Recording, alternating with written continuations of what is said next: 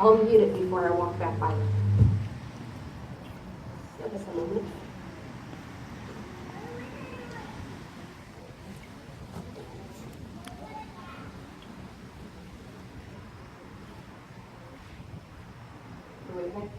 Our Holy Gospel this morning is from Matthew, the 18th chapter.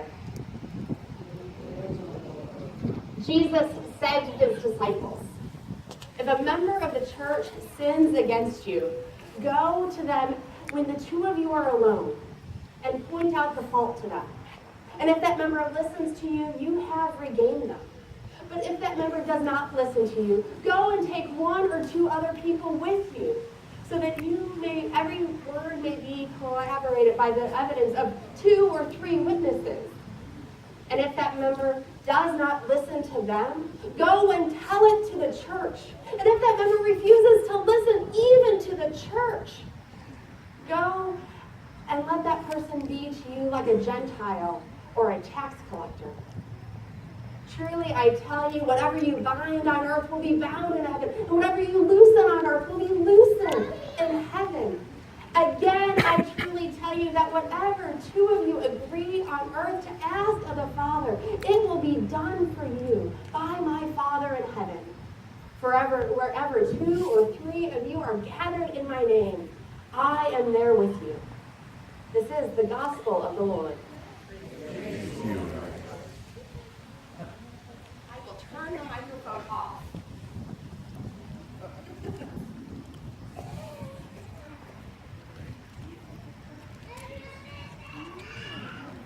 I'm afraid of that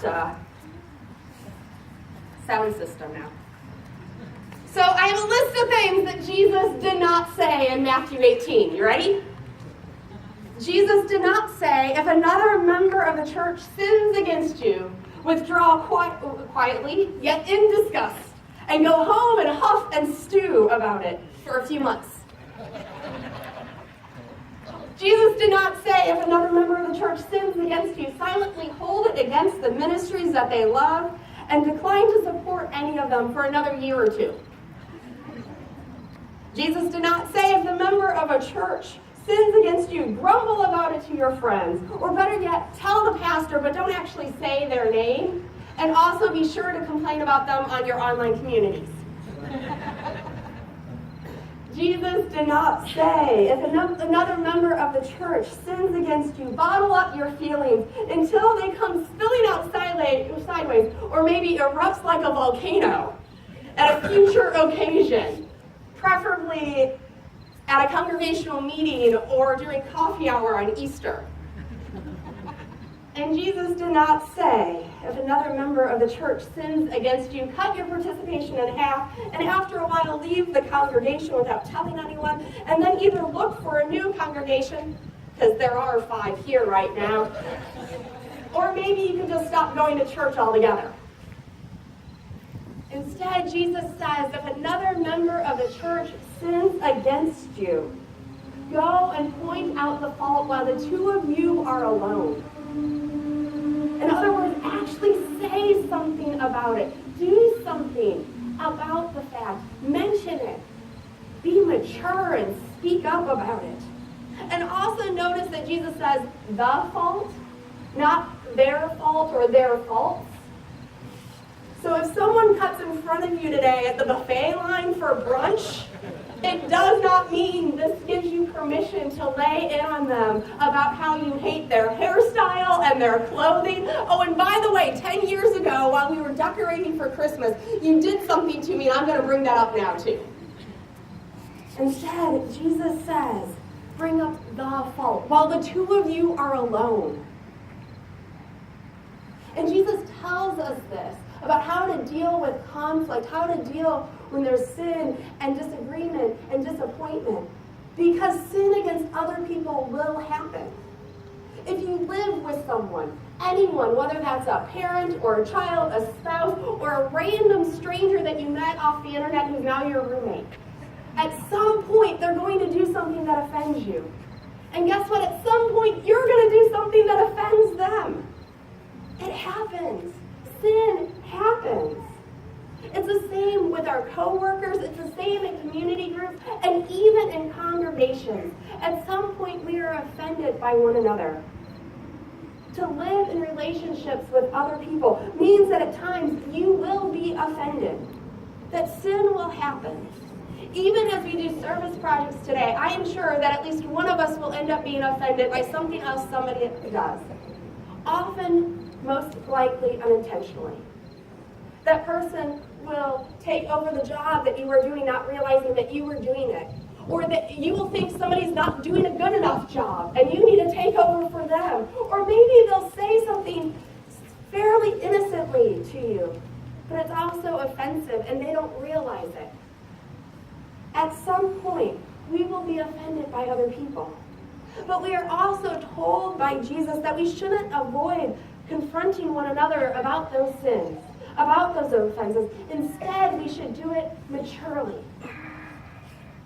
But can't we just avoid?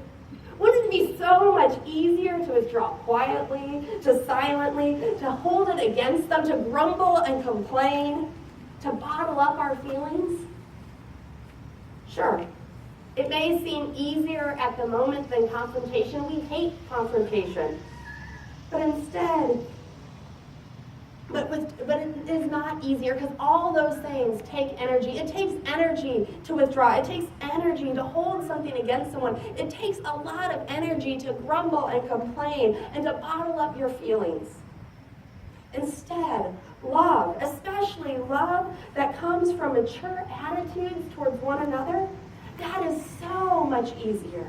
Love is easier than sin and hate because love is greater than sin and hate.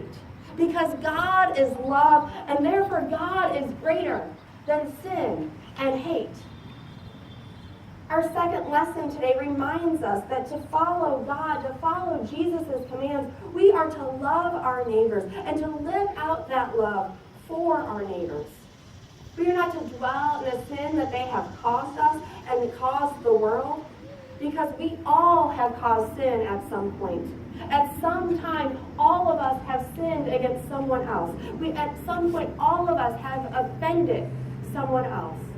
None of us are innocent. None of us are free of sin. But it is love that we should focus on instead. We are to love those that we know. And we are to love people that we do not know. And those people that we never have met and probably will never meet. We are to love and will love the people at Gracedale today as we sing some songs and as we put together goodie bags for them. We are to love and will love the animals at the Center for Animal Health and Welfare. We are to love and will love the people at the Children's Home of Easton. We are to love and will love the librarians at Mueser Library, but also the people who donated their books for the book sale, and even all those people who've come this weekend and made a great big mess of all those books. And we are to love and will love complete strangers who will receive school kits, whether they are people who have lost all of their belongings in Hurricane Harvey and Irma, or their school kids halfway across the world. We do God's work with our hands today, not to give ourselves a pat on the back, not to get together with a bunch of other Lutheran churches, though it is an awesome excuse to be here together. Instead, we do God's work because it is what we are called to do, to show that love for one another. We can instead be in a huff about how dare these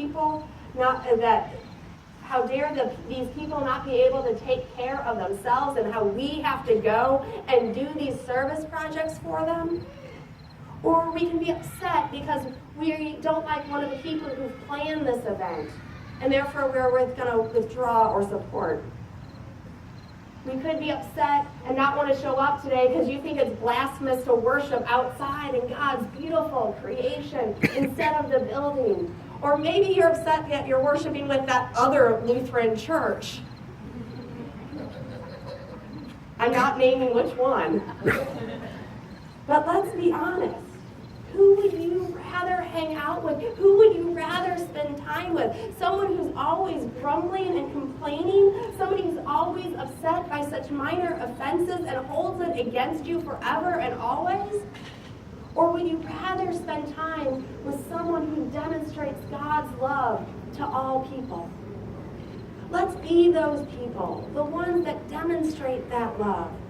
So our work today is God's work because it's a sign of our love for our neighbors. These service projects and our worship here today is a statement saying that even when we have been offended by people, strangers and church members alike, that sin has no power over us. For we know that our love and God's love is greater than sin. We know that God's love is greater than any offenses that have been shown and done to us. We know that God's love is greater than hate. And we know that God's love is shown to this world by our love for others through God's work that we are going to do with our hands together. Thank you all for coming and being willing to show God's love. I hope you feel God's love as well. Amen.